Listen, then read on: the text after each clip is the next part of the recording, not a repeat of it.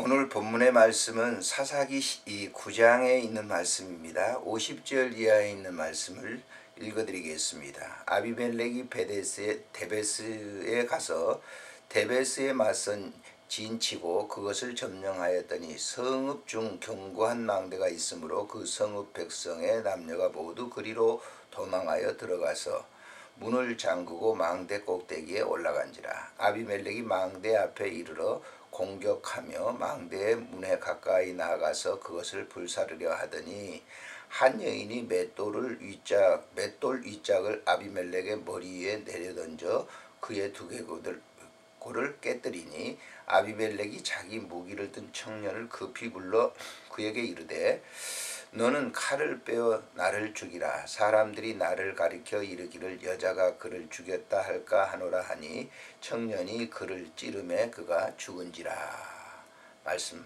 이 말씀입니다. 기드온의 이 300용사, 제가 주일학교 어린아이들을 가르치면서도 정말 신나게 가르쳤던 그런 기억이 납니다. 아마 기드온 사사 그러면 다들 이 300용사를 기억할 겁니다. 그것만을 이제 생각하는 그런 경우가 있죠. 그런데 이제 기드온은 그렇게 미디안을 쳐서 승리하는 그런 그 계가를 올렸지만은 사실은 이제 그 이면 속에는 그의 이제 범죄 행각도 있게 되죠. 그래서 그 성경을 갖다 8장에 보면 이렇게 기록을 하고 있습니다. 8장에 있는 말씀에 보면은 이제 기드온이 많은 아내를 가졌는데 여기 보면 30절에 8장 30절에 기드온이 아내가 많음으로 그의 몸에서 낳은 아들이 70명이었고 세겜에 있는 그의 첩도 아들을 낳았다. 근데 그 아들이 아비멜렉이라고 하는 그런 아들이죠. 기드온이 죽고 난 이후에 이제 배가 각기 다른 그런 이제 형제들이 70명이나 됐는데 이 아비멜렉이 이제 아버지의 뒤를 이어서 지도자가 되려고 그 모든 이복 형제들을 다 일시에 죽입니다. 그리고 이제 그는 주변에 있는 그런 이 나라들을 이방 그 지역들을 갖다가 점령해 가는데 오늘 이 본문 속에 보게 되게 되면은 데베스에 가서 데베스에 있는 남녀들을 다 죽이려고 이제 거기를 정복하고 거기에서 죽였어요. 근데 그 지역에 살던 사람들이 남녀가 그 망대가 있는데 그 망대로 전부 이제 올라간 것이죠. 그래서 망대를 정복하기 위해서 이 아비멜렉이 그 망대 바로 밑에 있는 것이죠. 그 망대 바로 밑에 있는 그에게 어떤 여인이 맷돌을 갖다가 윗짝을 던져가지고 이 두개골이 깨져서 이제 죽게 되는데 아비멜렉이 얘기합니다. 자기를 무기던 청년에게 자기를 찔러 죽이라. 이 얘기는 당시의 여자들에게 죽는 죽음은 그야말로 이 개 죽은 것 같은 죽음이었기 때문에 이런 이제 유언을 남기고 그가 죽게 되는 것이죠. 우리가 이 아비멜렉의 행동을 보면서 물론 아비멜렉도 악한 자죠. 그러나 그런 악이 왜 나왔을까라고 하는 그런 생각을 해봅니다. 그것은 그의 아버지 기드온이 굉장하게 큰 사역을 했지만은 그 사역 배후의 이면 속에는 그 추한 그런 이 역사가 있었다. 추한 일들이 있었다라고 하는 것이죠.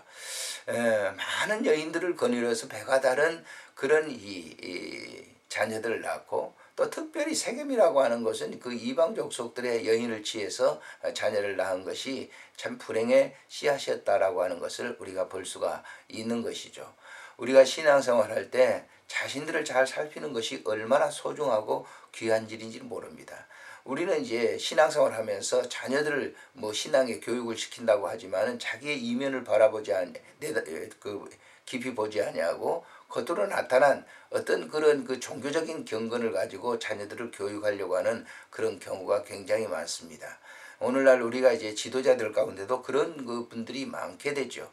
그렇기 때문에 그 자녀들이 이렇게 딴 길로 가고 곁길로 가게 되는 그런 이 경우를 우리가 보게 되는 것이죠. 엘리 제사장의 두 아들이 바로 흠니와 비냐스가 그런 것입니다. 뭐 엘리 제사장의 그 삶의 역사는 기록을 해놓고 있지 않기 때문에 잘 모르지만은 흠니와 비냐스의 행동도 마찬가지죠. 그 아버지의 배후에 있었던 그러한 일들의 결과가 바로 비참한 결과를 가져오게 됐다고 하는 것을 생각해 보면서 오늘 이 본문 속에서도 바로 그렇습니다.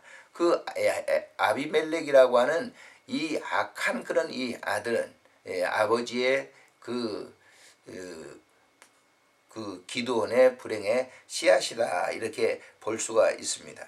그래서 여기 보면 56절에 보면 이렇게 말씀합니다. 아비멜렉이 그의 형제 70명을 죽여 자기 아버지에게 행한 악행을 하나님이 이같이 갚으셨고, 하나님이 이같이 갚으셨고라고 하는 것이죠. 하나님께서 행하신 일이라고 하는 것이죠. 그리고 57절에 보면 또 세겜 사람들의 모든 악행을 그랬습니다. 하나님이 그들의 머리에 갚으셨으니 여룻바알의 아들 요담의 저주가 그에게 여룻바알의 아들 요담은 아비멜렉의 형제입니다. 그 앞에서 나와 있는 이제 비유적인 그런 것으로 백성들에게 앞에서 얘기를 합니다만은 바로 그 요담의 저주가 그랬어요. 요담이 말한 그대로. 요담은 바른 사람이었거든요. 그래서 결국 그 70명 아들들 가운데 70명 형제들 가운데 유일하게 살아남은 그런 사람이었습니다. 하나님께서 행하신 일은 정확한 그런 일입니다. 우리가 신앙생활 하면서 우리 자신들을 내면을 잘 살피면서 우리의 주어진 귀한 자녀들에게도 교육을 해야 되겠다라고 하는, 그래서 자녀들은 그 부모의 거울이라고 하는 내면적 거울이라고 하는 사실을 우리는 잊어서는 안 됩니다.